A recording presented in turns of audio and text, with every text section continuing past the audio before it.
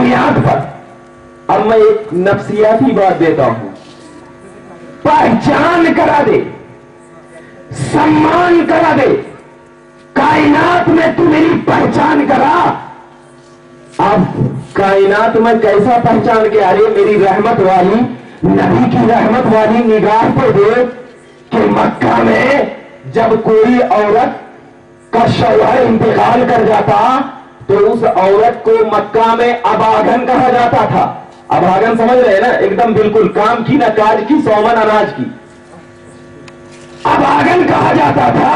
لیکن میرا مصطفیٰ جب مکہ میں پیدا ہوا تو وہی اباگن عورت کو سہاگن بنا دیا۔ کیسے؟ حضرت خدیجہ انتقال ہو گیا تھا، لوگ اباگن سمجھتے تھے، میرے مصطفیٰ کی رحمت جب کسی عورت پہ پڑی تو وہ اباگن سہاگن نظر آنے لگی۔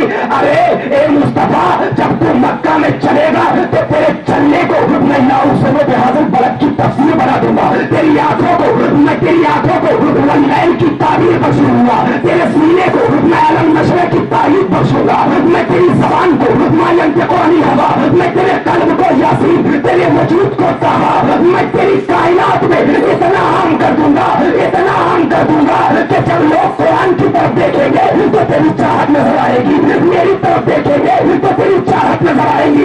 اتنا عام کر دوں گا، اتنا عام کر دوں گا کہ اب وہ عام جب سورج روشنی لے گا تو تیرے قدموں سے لے گا، چاند روشنی لے گا تیری نگاہوں سے لے گا، ستارے میں روح پڑے گی تیری وجود سے پڑے گا۔ اے نور مصطفیٰ تو میری عام کرتا جا، میں کائنات میں تجھے عام کرتا چلا جاؤں گا۔ اسی بنیاد پر پروردگار عالم نے 12 ربیع الاول کو میرے مصطفیٰ کو پیدا کیا۔ آخری بات ایک چیز، بعض لوگ یہ کہتے ہیں کہ میرا نبی آخری نبی نہیں ہے، میرا نبی آخری نبی نہیں ہے۔ میں اس پر تو بہت گفتگو کرتا ہوں لیکن ٹائم اس بات کی اجازت نہیں دیتا۔ میں مختصر 2-3 منٹ بس۔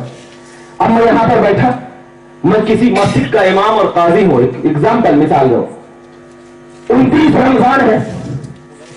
اب 29 رمضان میں تو کیسی کھلبلی مچی رہتی ہے، آپ کو معلوم ہے کہ چاند دیکھنا کون گواہی لا کر کے دے، کیسا دے۔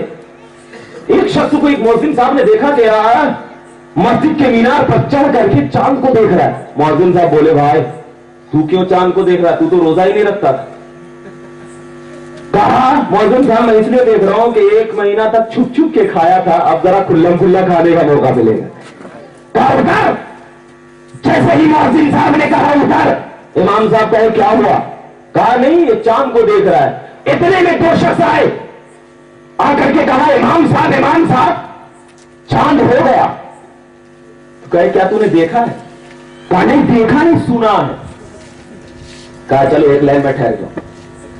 ایسے ہی اور لوگ آتے گئے، سب لوگ کہتے لگے امام صاحب چاند ہو گیا۔ کہا دیکھا ہے نہیں، سنا ہے، لائن میں ٹھہرتے۔ ایسے ہی سننے والے آتے گئے، امام صاحب لائن سے۔ مؤذن صاحب کہہ رہے اب لگتا ہے کہ کوئی دیکھنے والا نہیں آئے گا، مؤذن امام صاحب دروازہ بند کر دو، سونے کو ٹائم ہو رہا، کل دیکھیں گے۔ نہیں رکو، ٹھہرو۔ اتنے میں امام صاحب کے سامنے 2 آدمی آیا، کہا امام صاحب میں نے اپنی آنکھوں سے دیکھا ہے کہ چاند ہو گیا۔ امام صاحب دیکھیں کہ باشرہ ہے، داڑھی ہے۔ کہا اب ٹھیک ہے۔ اب امام صاحب کو تشفی ہو گئی، رجسٹر نکالا، نکالنے کے بعد رجسٹر کا ایک پنا میسور، ایک پنا بنگلور، ایک پنا گلبرگہ، فلاں جگہ کیا گواہی مل گئی ہے، کل عید ہے۔ کہا مؤذن صاحب بڑا دروازہ بند کرنے کی جلدی تھی نا، آپ بند کر لو، آپ بند کر لو کیونکہ دیکھنے والے کی گواہی ہو گئی ہے۔ اتنے میں دیکھنے والے کی جب گواہی ہو گئی تو 2 شخص اور دوڑتے ہوئے آئے، دروازہ کھٹکھٹایا، بند ہو چکا تھا دروازہ، کھٹکھٹایا۔ کہا کون؟ کہا ارے چاند ہو گیا۔ کہا تم نے دیکھا؟ کہا نہیں دیکھا نہیں، سنا ہے۔ امام صاحب ڈنڈا اٹھا رہے، کہا پہلے کیوں نہیں آیا جب سننے والے آ رہے تھے؟ اب تو دیکھنے والا آ گیا بلا تشبیہ۔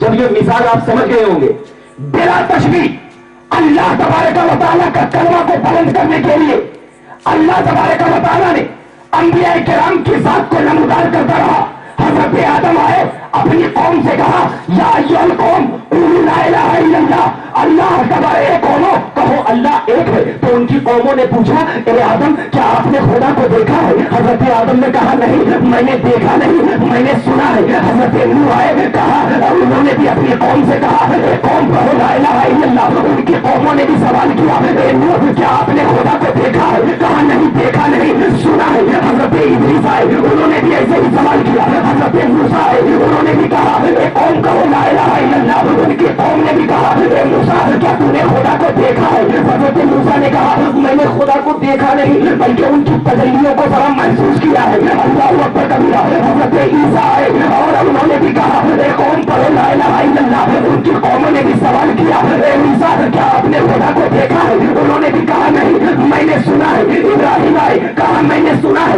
یوسف آئے, کہا میں نے سنا ہے. زکریا آئے, کہا میں نے سنا ہے.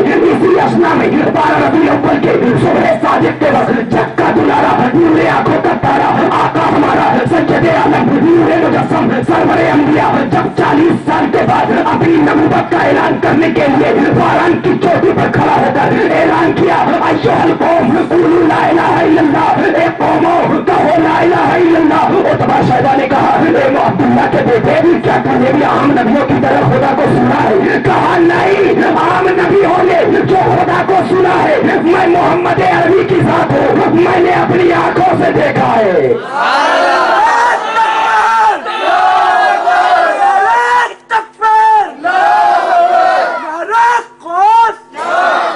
جیسے ہی اللہ کے رسول نے کہا انی شاہدت, میں نے دیکھا ہے, میں نے دیکھا ہے, میں نے دیکھا ہے. اللہ نے کہا اے فرشتے اب نبوت کا دروازہ بند, کھلا اس لیے تھا کہ سب سننے والے آ رہے تھے, بند اس لیے کر رہا ہوں کہ دیکھنے والا آ گیا ہے. اسی لیے جب میرا سرکار مدینے کی گلیوں میں سیر کرنے لگا تو آسمان کے فرشتوں نے بھی سلام کیا. جب میرا سرکار ملک شام میں بیٹھنے لگا ان کے بادشاہوں نے بھی میرے سرکار کی غلامی نصیب کر لی.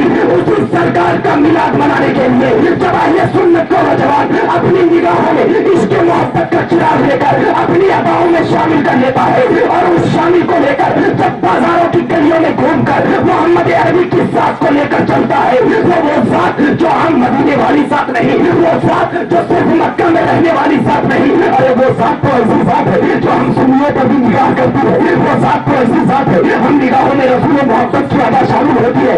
اسی لیے تو ہم تم کے آقا و مولا, ہم سنیوں کی جان اعلیٰ حضرت امام احمد رضا خان عاشقوں کی پہچان نے اپنے کلام میں عرض کر دیا اے عاشقوں اگر اپنی ذات کو پہچاننا ہے تو یہ ذات صرف مدینے میں تعلیم نہیں دی, ارے یہ ذات تو ایسی ہے کہ چمک تجھ سے پاتے ہیں سب پانے والے.